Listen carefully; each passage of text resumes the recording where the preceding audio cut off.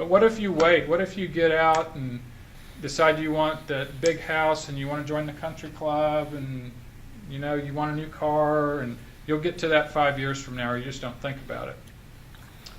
Well, rather than that $211 a month, you need to save about $2,000 a month now going forward to get to where you need to be. So the message there is, if you don't start saving early, you're not going to be successful.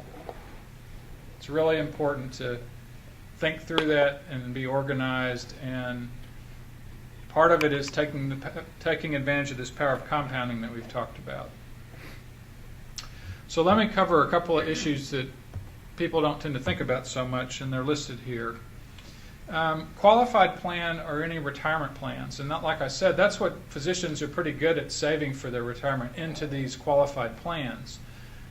The problem with a qualified plan is that it's inefficient money.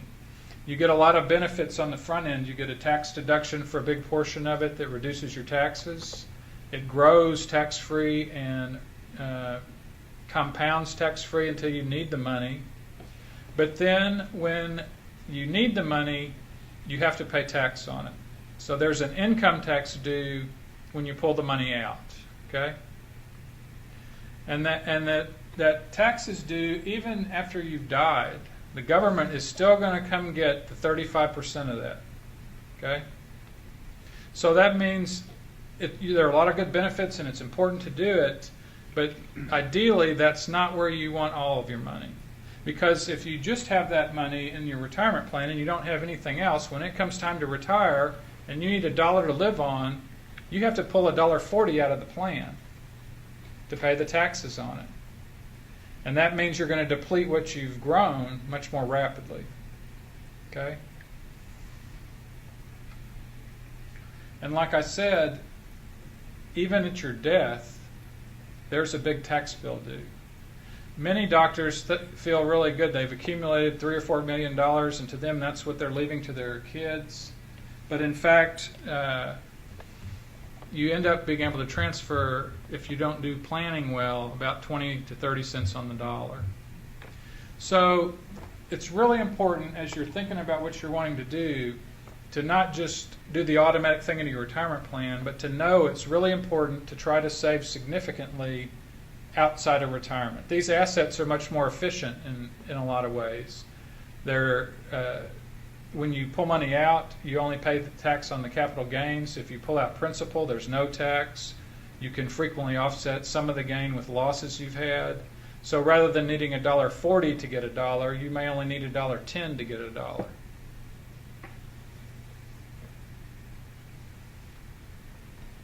I'm going to move through this so we can move along.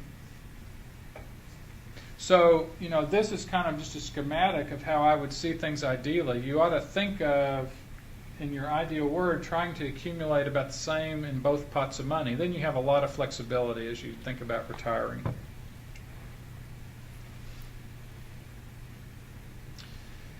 The other thing that doctors have a problem with is the way that we're paid, for most of us, makes it hard to save the way we'd like to save. And what I mean by that is, ideally, you want to make your investing savings happen automatically. So that would be monthly. It just happens out of your checking account. But because doctors are paid in a funny way, because the reimbursement is not done in a timely fashion, i.e. the insurers frequently delay payments, physicians have to pay them sort of a salary monthly, and then they have this money that comes in intermittent rates that gets bonused out. They can't just pay their annual collection salary divided by 12 because the money doesn't come in that way. So what that means is it's very common there's no money after you pay the bills to do the saving you need to do regularly. And that means the saving that you need to do aside from your retirement plan has to come out of your bonus. The problem with that is that most physicians sort of mentally account multiple times for this bonus they're getting. So let's say you're a doctor and you're getting a $50,000 semi-annual bonus. Before you get that, you say, well, I'm going to be getting about 50 grand here. I'm going to take a trip and buy a car and pay down some debt. And you spent all of a sudden $50,000. Well, you forgot that they're taking the taxes out of that, so you're really only getting $35,000. So you've spent it, and you've spent it more than once, and then there's nothing to save, and that's where your savings has to come from, out of this bonus. So as a practical thing, you need to mentally account for your bonus amounts, and I find it helpful to do it in percentages. So, on the front end, say, whatever my bonus amount is, I'm going to take a certain percentage and save it, a certain percentage and have fun with it, a certain percentage for my vacation, and a certain percentage to invest. And if you do that, then you'll at least dedicate a portion of that that's coming in for what's really important. Otherwise, it'll get spent on the consumption stuff. I have some biases about all this, about how you're the most successful, and I think this is the most important question you need to ask as you're finishing your training. Do I want to do this myself? And I have the bias that probably only 1% to 2% of intelligent, motivated people ought to try and do this. Because we know from a lot of data and studies that your own behavior is going to impede your financial success. It's going to get in the way of you being successful. The most powerful thing are these studies that Dalbar and Lipper do, and they do these about every 2 or 3 years. And what they do is they get actual investor account returns. So this is what the individual investor's doing with their own investments. And they compare it to what the average stock mutual fund has done. And so this was the experience over this 20-year period, and you can see the average investor got 3.5%, when if you just had your money in Vanguard Index 500, you would have earned 10.2%. Okay? So when I see this kind of data, and this again was the most recent study, this was another roughly 20-year period, same kind of data. In fact, the average equity investor individual didn't even beat inflation over that time period. So when I see this data, it says the individual can't get this right. Okay? And this is the reason why, if you look at this scan. What does the average individual do? Because we're human. We're in the doctor's lounge, or you're playing golf and you hear some guy talk about the mutual fund he's had all year and it's made 50%, or a stock that he's bought that's gone up 100%. Well, you tend to, or Money Magazine comes out and they have their top 2 mutual funds last year. It's an emerging market thing from Brazil and it made 125%. What do people do? They go buy that. And then what happens? Anything cycles and changes, and whatever you've bought goes down. What human nature does then is they don't sell it. Because until you sell it, you don't experience the emotional pain. It's like a pretend loss. And what then happens is you write it down and you lose, and then what happens is eventually there's enough emotional pain that you get out of the investment. And then what does the average person do at that point? They park their money on the side, right? They keep it in their savings account, or they say, oh my God, that was not fun. I'm not doing that for a while.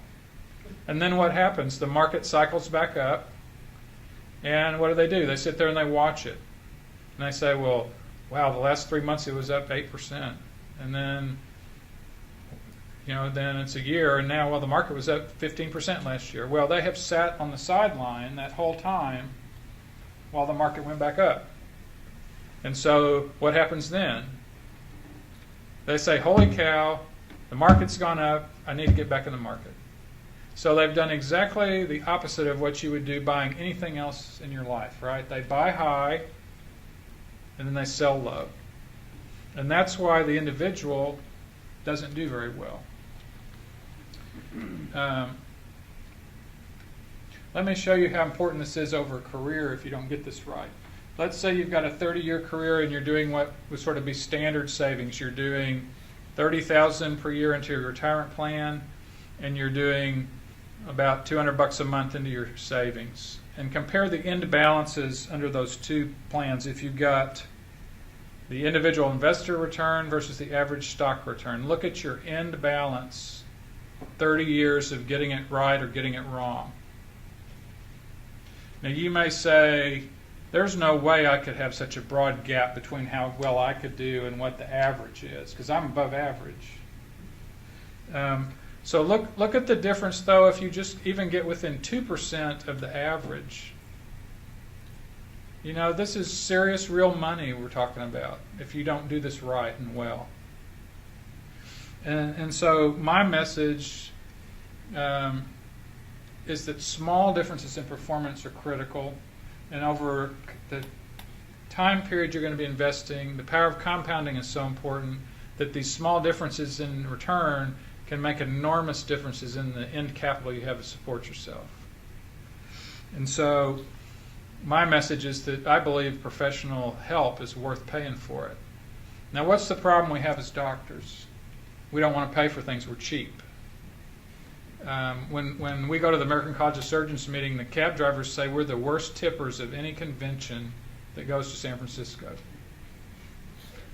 And you know, we're all smart and we can read a lot and there's all kinds of information out there and we all think we can do this stuff ourselves. But I just think most of us don't have the time to educate ourselves well, or the emotional makeup to get to the averages. Because that's what you're trying to do. You're not trying to beat the average, you're trying to perform average. That's how you accumulate wealth over time, not make mistakes and perform over the average. But you've got to be willing to pay for that to some extent. The payment you're paying, though, is well worth it if you look at those numbers.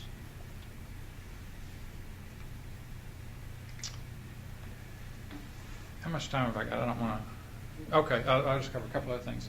You know, this is the other most critical decision you have to make, and that's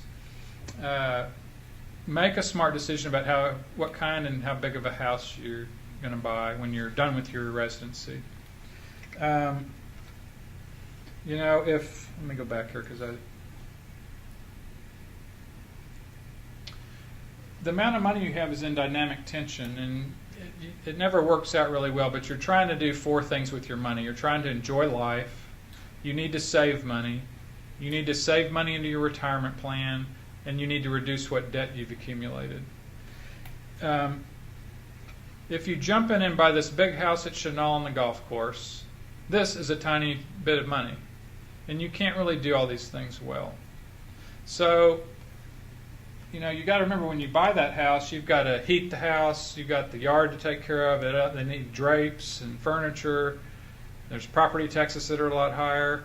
Your cash flow is markedly reduced if you buy this dream house right as you're getting started. It's exactly the wrong thing to do. So be modest in what you want to do and get a really nice house, have a 5-year plan when you've reached some target benchmarks on success and savings and debt reduction, and be looking for what you want for your dream house. But don't jump in and get the biggest house the bank will loan you the money for.